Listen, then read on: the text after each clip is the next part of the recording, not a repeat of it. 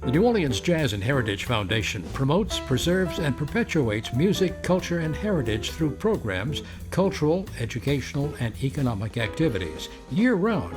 Learn more at jazzandheritage.org. This program is brought to you in part by the Eugenie and Joseph Jones Family Foundation, a local foundation proud to support education, the arts, and culture in the greater New Orleans area. The Chicory House Bistro at the Rink offers breakfast and lunch daily.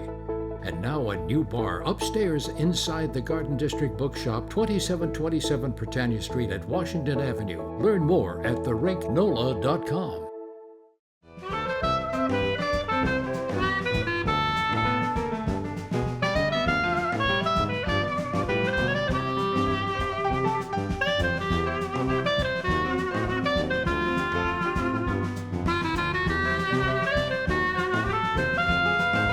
I'm Peggy Scott Laborde, and welcome to Steppin Out, with updates from the local restaurant, arts, and entertainment scenes. Joining me, Ann Collins Smith, and she is the curator of curators. She's the head curator for the New Orleans Museum of Art. We're so glad you're with us. Hello. Thank you. Wonderful, wonderful news.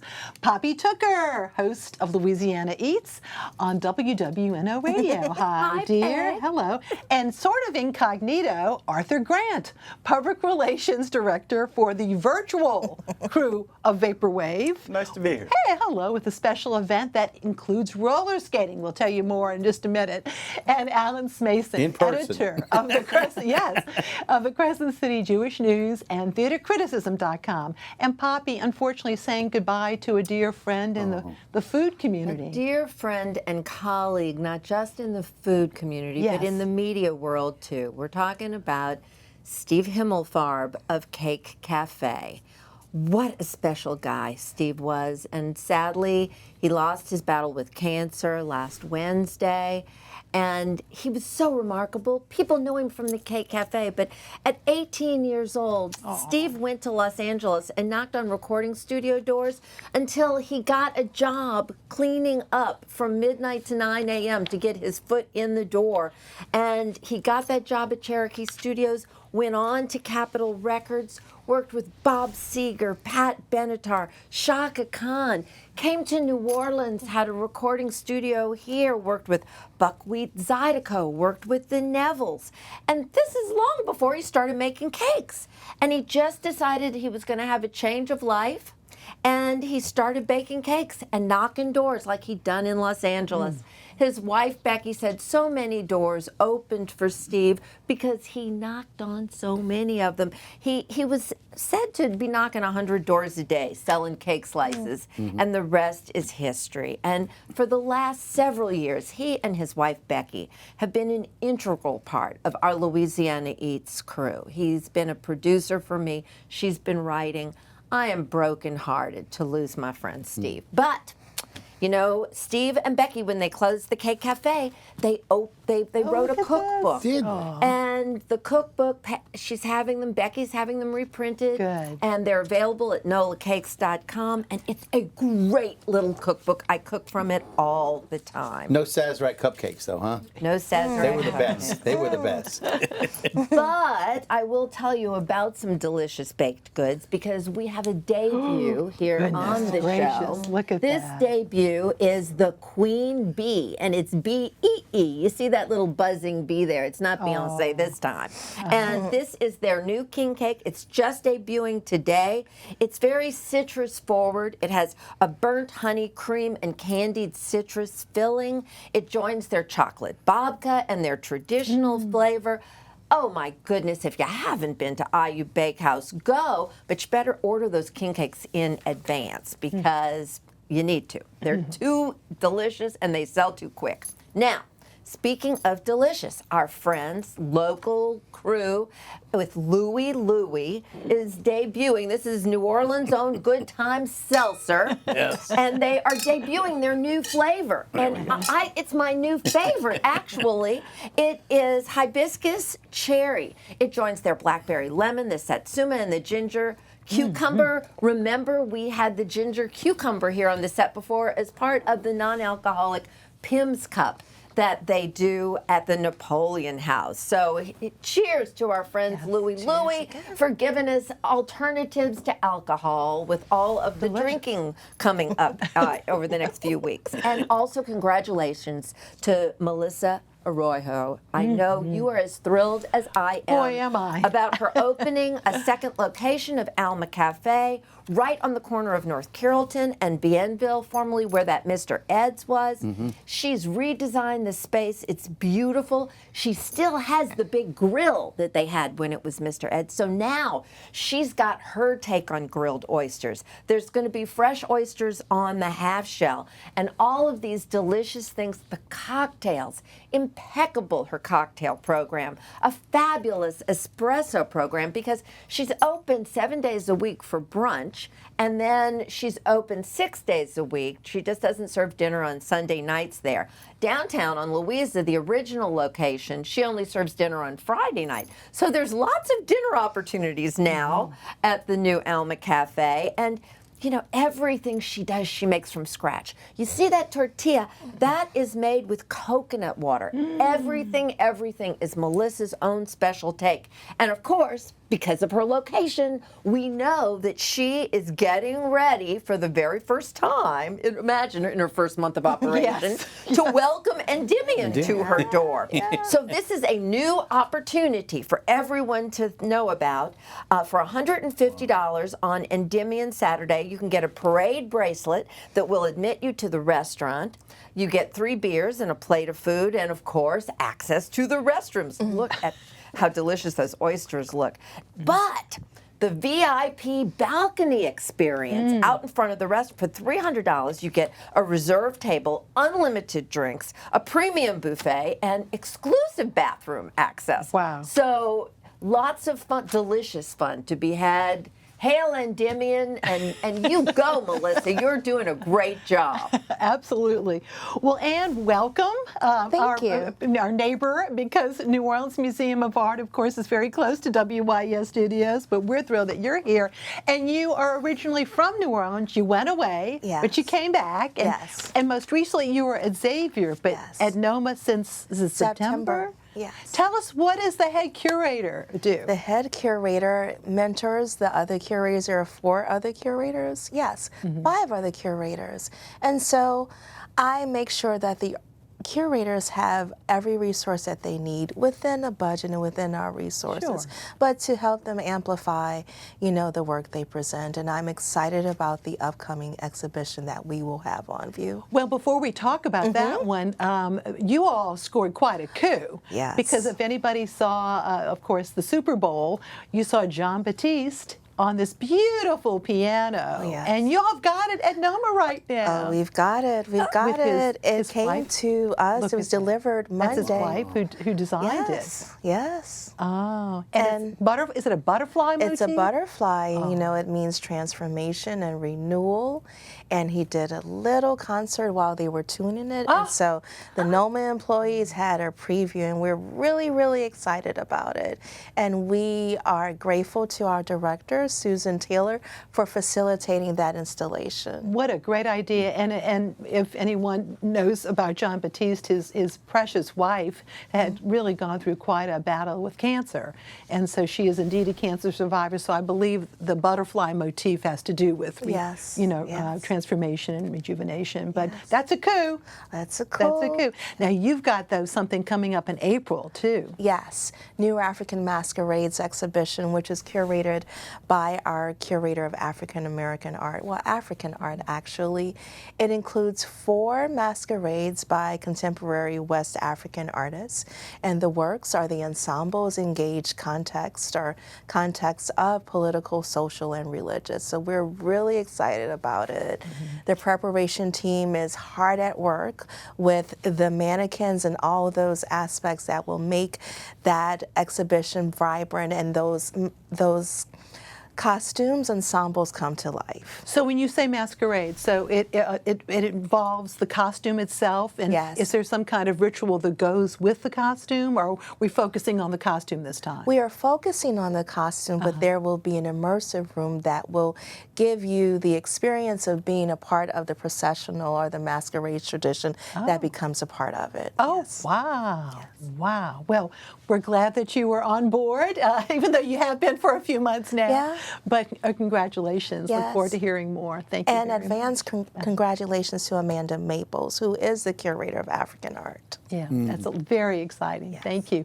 And let me just say, one of the most incredible gifts is, in addition to NOMA itself, is the sculpture garden, and that's free. That Yes. also what the best offs. Yes. That's just really something. And Yes. always something new in there too. Huh? Always something new, and it's celebrating their 20th anniversary, and hard it's to like believe. one of the top 3 most visited spots in the city and one of the top sculpture gardens in the United States. So we are very proud of that congratulations. jewel in the city. Very good. Thank you, dear. Thank you. And speaking of wonderfully innovative things, the Krewe of Vaporwave, you were known for way back when there was a term, and Arthur, and looking at some of the images which will show, you all are involved with many local nonprofits, LunaFet, and we'll show that, and the Supernova on the Lafitte Greenway. The whole concept of a happening.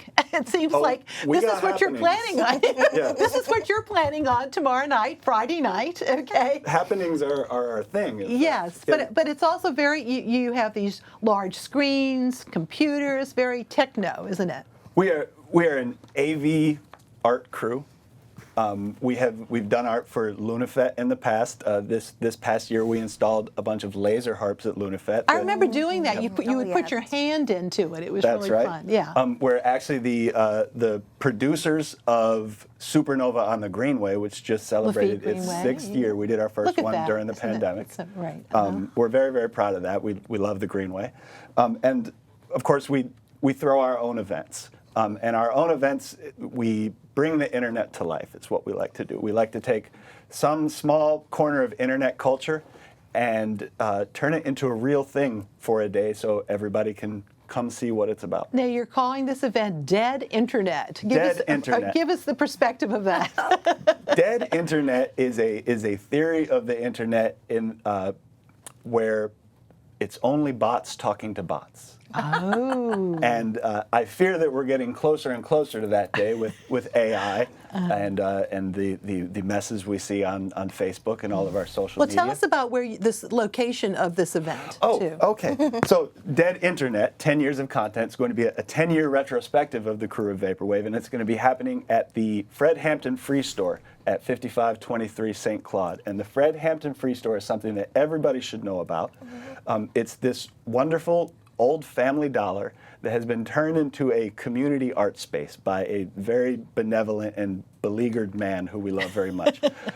And there's a free clinic And this at is it. the lower Ninth Ward. It's in so the lower you're Ninth pretty Ward, far that's down. correct. Yeah. in He has St. a Claude. he has a roller skating night every Wednesday. There's a free store twice a week. He does a free clinic. It's a true community resource that's what's the word I'm looking for? It's a spontaneous community resource. I don't think it'll be there for long because these types of things aren't really around for long. So if you have a chance to visit the free store on Friday night for our event, please do so. If you have a chance to visit it any other time during the week, you should. It's a really wonderful place. Well, congratulations, crewofvaporwave.com for more information. That's right. Right? Okay, very good. And now it's time for Alan. I'm not going to be quite as catty. As hard as it is to believe, Mamma Mia is celebrating its 25th anniversary this year. That's, of course, the ABBA hit jukebox. It continues to enthrall fans of the Swedish rock group with its fast-paced and cleverly written book by Katherine Johnson that brings the songs of Benny Andersson and Bjorn Ulvaeus to life on the stage. With songs like Dancing Queen, I Do, and Mamma Mia, it's understandable that the crowd is so engaged with the work that many of them feel like they have to sing along with it, but they are really good professional actors on stage. You don't have to do that. Professional singers do a great job. And again, the cast is led by Christine Sherrill as Donna Sheridan, and Amy Weaver plays her daughter, Sophie, who's about to be married. Sophie knows the summer that she was conceived, but she doesn't know her father's identity because her mother has not let her know that. She does read her mother's diary. She knows it could be one of three men, Sam, Harry, or Bill. She invites them all to the wedding, hoping her dad will give her away. But meanwhile, Donna's friends have come in for the wedding. You just saw them. Stephanie Janito and Jalen Steele play Tanya variously. And Carly Sakaloff is Rosie. Together, they are Donna and the Dynamos. This equity cast is really superb. Fantastic choreography by Anthony Van Lost. And the songs like Voulez-Vous and Under Attack are quite striking. The male ensemble does a great job with songs like Does Your Mother Know and Lay Your Love on Me. And in the end, though, the biggest numbers are saved for Donna and the Dynamos, especially in the finale when everyone is on stage with coordinated disco costumes. It's directed by Valadia Lloyd. Great songs, again, as I said. And Mamma Mia is still a great show. Even after 25 years, it's still in the top 10 of all-time Broadway musicals. Go check it out now through February the 16th.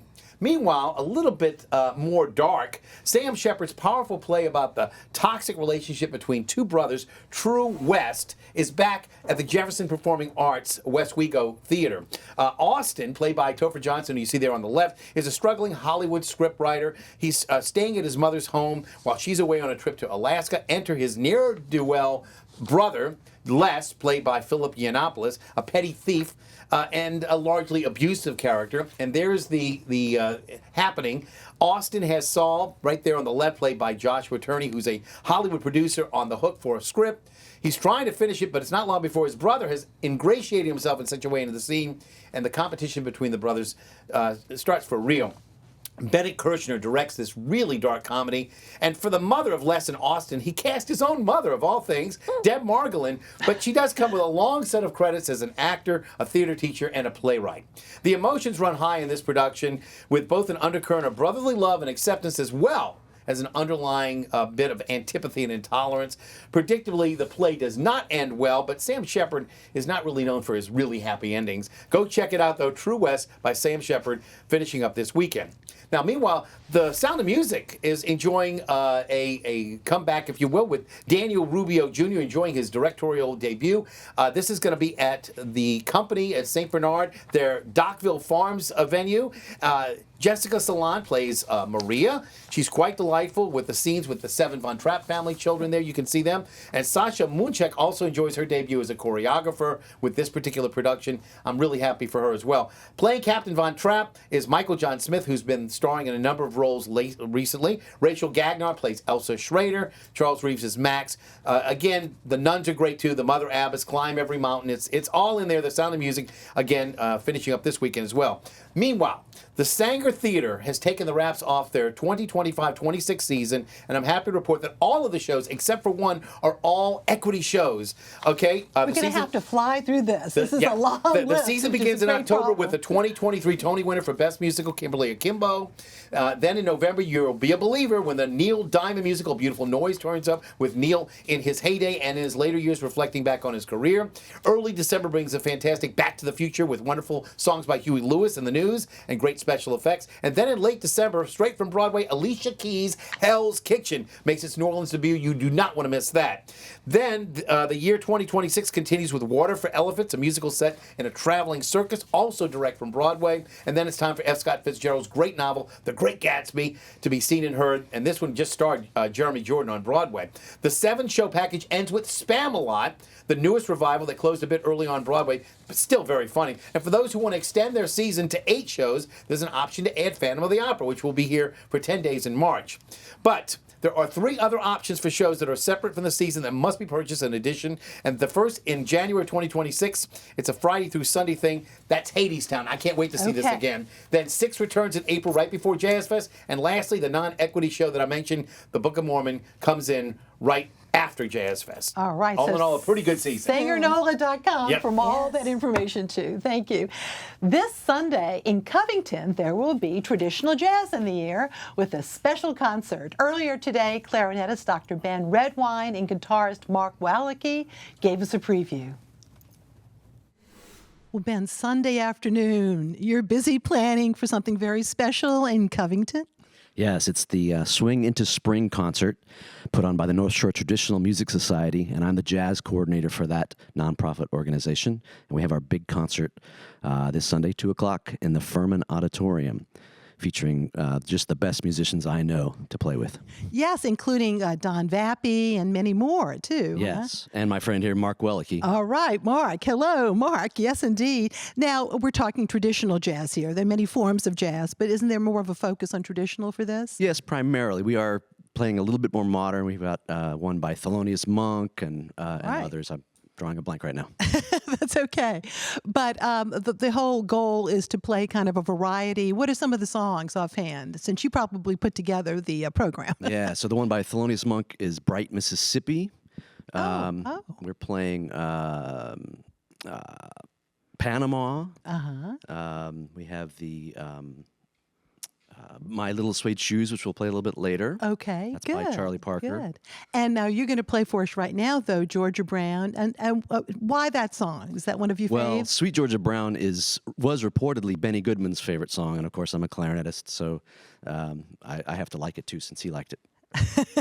Now, in terms of your history, though, you go back to the military, don't you? Yes, I was in the military band system for 27 years and retired in 2014 from the Naval Academy Band. All right. Well, we're looking forward to Sunday, and let's hear some Sweet Georgia Brown. Thank you. Thank you.